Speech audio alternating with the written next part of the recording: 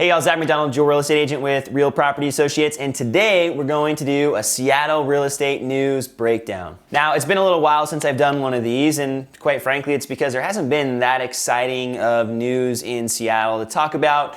The real estate market has really more stabilized, and there's not as much, oh my gosh, this is the hottest market in the whole country, and oh my gosh, the whole world's falling apart, which is how the last couple years have been. This year, it's been a lot more even keel, a lot more stable than we've seen. This article is written by Zasha Millman, a writer for the Seattle PI, and the article that we're gonna go over is titled Northwest Real Estate Experts Inventory Shortages, the New Normal. And the question posed is it time to change what healthy supply looks like in Washington? This article is going to cover not only Seattle, but also the state in general, so bear with me. We're gonna cruise through this really quick, and then I'm gonna share some thoughts as we go along, and also a few thoughts in summary at the end. The article starts off, October is usually a slower season for Northwest real estate, and 2019 is no exception. Definitely true. According to the most recent Northwest Multiple Listing Service, the active listings of homes during the month of October totaled 14,379, the lowest level since April.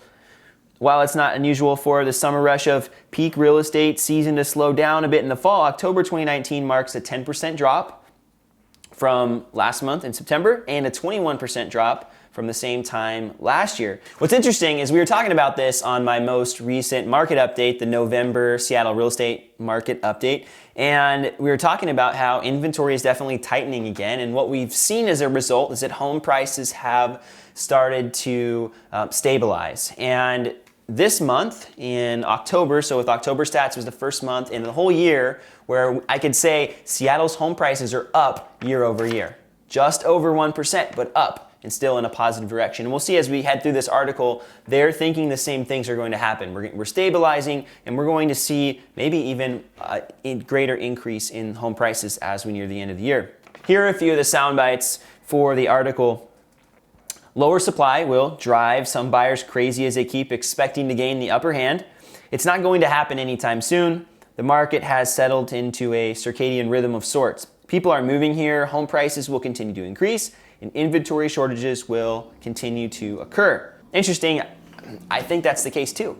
I've been talking about this for a few years on my market updates, that Seattle has changed forever. Specifically Seattle, but I think Washington in the broader sense is becoming more popular for people to live here, and they're starting to realize how pretty it is, but there's also a really good economy here in Seattle, and also we're starting to see some trickle down there in Tacoma and across the region, and people are moving here and companies are moving here. Instead of people moving to go work for a company, we're seeing companies actually move here to get the people that are in Seattle. So not only is that bringing those companies here and their prosperity to the Seattle area, but you're also seeing people then, of course, moving to work for those companies in Seattle. So you're kind of having this collision course of, you know, people moving here, but also companies moving here, and so you're having higher paying jobs. In one sense, you're seeing the growth in home prices and the real estate market. There's a whole other set of problems that I don't really want to talk about in this video and focus on that are created by that. But just know that that is essentially for the housing market a good thing, to have companies moving here, to have people moving here, and it keeps the market more stable than maybe you're going to see in other places. People aren't leaving, they're coming here, which is going to contribute to these lower inventory numbers. We're not building enough housing to keep up with the people that are moving here, essentially. Another interesting fact or stat from this article was kind of following up that quote that we just talked about. Across the 23 counties of the Northwest Multiple Listing Service, there were just 1.73 months of inventory overall. So not only is Seattle tight, but we're talking about the entire state of Washington, right? I was just mentioning that. 4 to 6 months of supply is generally seen to be a healthy market, according to analysts. So that 4 to 6 months is usually where there's a lot more fluctuation between what sellers are asking for and what buyers are willing to pay, and you get to see a lot more back and forth in those negotiations. You'll see more, just more give and take. And we've seen a little bit more, just a tiny bit more give and take with buyers and sellers. Maybe a seller is willing to do a little bit of work, and we're talking about just a little bit of work to get the house ready to sell to the new buyer. Maybe there's a little electrical work that needs to get done, or maybe, there's some roof repairs that need to be done. What we were seeing in the past is, yeah, take it or leave it. And the buyer's like, well, I kind of want it, so I should take it. Now we're starting to see a little bit more negotiation power, but we're not seeing on a regular basis is, oh yeah, we'll drop the price $40,000 and do a whole bunch of repairs, which you might see in a market where there's 4 to 6 months of inventory. A few more sound bites round out this article. Inventory is staying between 1.7 and 2.3 months, and median sales prices are stabilizing. Couple this with continuing positive economic news locally, including a positive forecast for job creation, interest rates at all-time lows, and several new condo projects in the pipeline.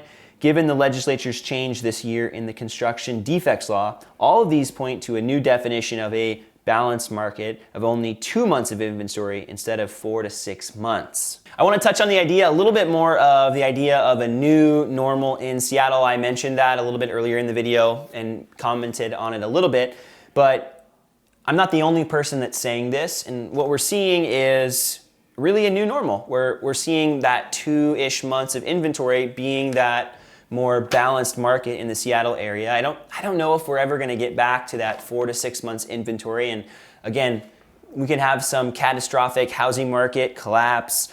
I don't think we're going to see something like we did back in 08, 09, 2010. I don't think that's where we're headed in the economy in general, especially the housing market and specifically in the Seattle area.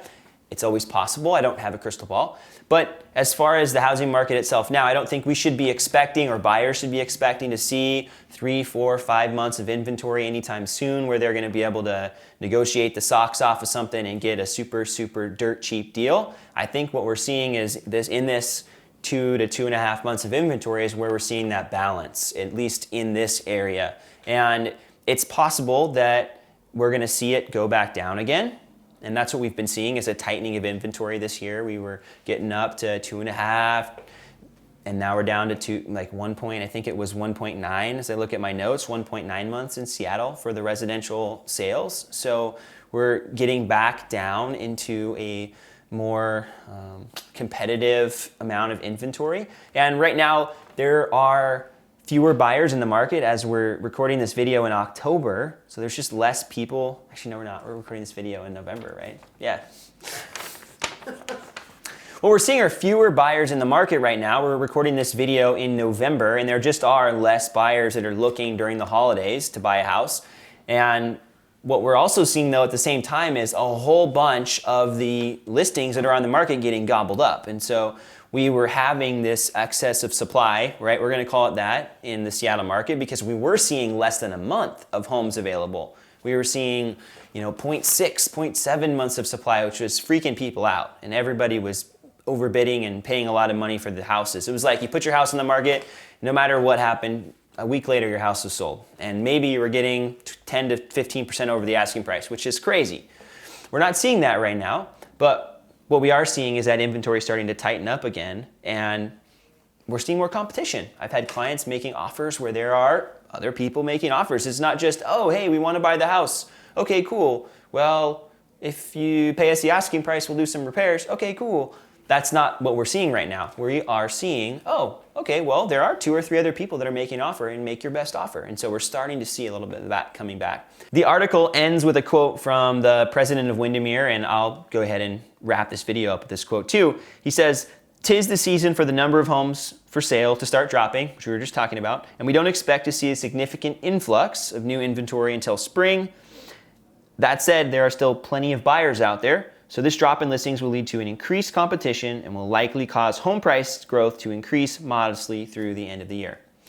Now, again, if you haven't watched my market update for the last month or been following those, you should go check out my Seattle real estate market updates. I talk about the market every month, and they're super valuable for people that are looking to buy in the market. And also, if you're thinking about selling, kind of give you the framework for where we're at, what's going on in the market. But I've been talking about all year on these videos that the Seattle market, when we start the year, it's going to be like, oh my gosh, we're down 10% year over year. It's terrible. And that's what we saw as we headed into the spring and the summer, because the market had reached a peak in 2018, and we saw a big crash in the market. We were down over 15%, at least on the residential side. And then what we've seen is a recovery. The market's picked back up. And for the rest of the year, as we got towards the end of the year, we started to see, oh, okay, the market's stabilized. We're down 1%. We're down 0.5%. Oh, whoa, now we're up 1%. I think what we'll see finishing the year is a 3 to 5% growth, as I had predicted before the year got started, based on those year-over-year numbers. Not total, but year-over-year numbers. I think we'll end the year on a strong note. Thank you so much for tuning in to my most recent Seattle real estate news breakdown. I do these on occasion, but every week I'm talking about the Seattle real estate market. So if you found value in this video and you want to see more like it, please consider subscribing to my channel and head on over to the page and look at the Seattle market update playlist. And I think you'll find some videos that you'll enjoy. Bye for now.